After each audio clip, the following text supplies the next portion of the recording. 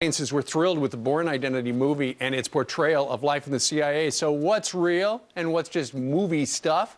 The start of our week-long series, Secrets of the CIA, coming up next. Then... All right, is this what it's really like in the CIA? He has the skills stop right there. of a dangerous man. He's trained, conditioned, built to disappear.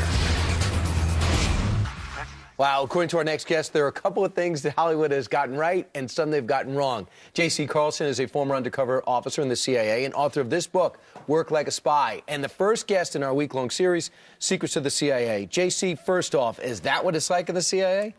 You know, in my almost 10 years, I never had a day like that. I would say that would not be considered a career-enhancing moment. And you said it's not quite as exciting as many people would think. However, it's intriguing because you really rely more on psychology than anything else. Yeah, CIA officers rely far more heavily on psychology than they do on technology, and the gadgets and the gizmos make for great TV.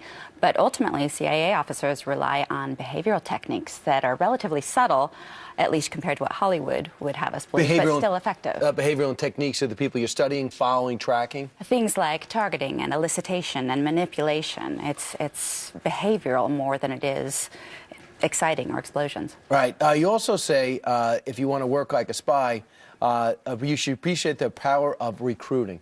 Yeah, in my book, I bring lessons from the clandestine world to the business world, and I borrowed the concept of offensive recruiting from CIA programs that encourage senior-level defections from from hostile nations or programs, and the goal is to demoralize or destabilize. So in the corporate world, it involves essentially turning your recruitment efforts against your competition, and specifically that involves figuring out exactly which individuals are most responsible on a day-to-day basis for whatever function or capability is giving your competition its competitive advantage.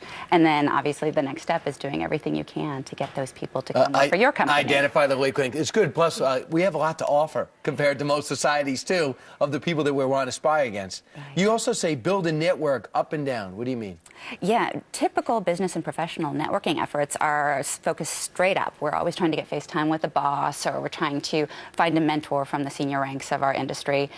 But that can leave you with huge gaps in your network. And quite often, critical bits of information can come from relatively low ranks on the corporate ladder. For example, the HR assistant who can tip you off to the job vacancy before it's posted, or the admin assistant who can let you know that the boss is having a bad day and now's not the best time to ask for that raise. The best intelligence networks offer a wide variety of perspectives and access points. Right. You don't just need the number to President Obama. It would be good to know Robert Gibbs now that he's out of office. Or even the guy in the mailroom, for that matter. Exactly. All right. Now, you say step away from the spreadsheets, and you bring up the analogy of Iraq and WMD. Yeah, this one really gets the bread and butter of my book because it's about the value of human intelligence.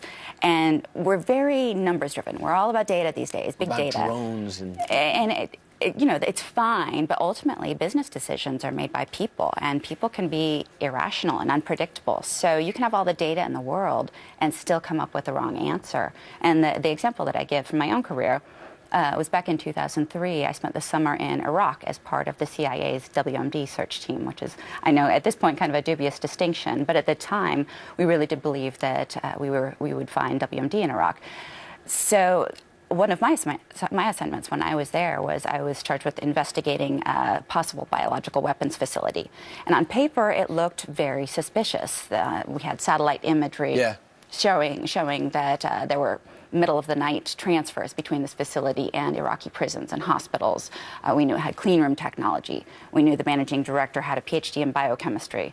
The place was under heavy armed guard, and we could see suspicious runoff and residue in pits behind the facility. It really looked suspicious.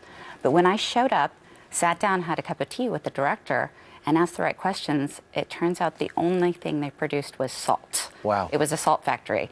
And we checked it out very thoroughly, of course. And that's one thing, as much as we're making progress technologically, it's still the people that matter, which is relatively encouraging.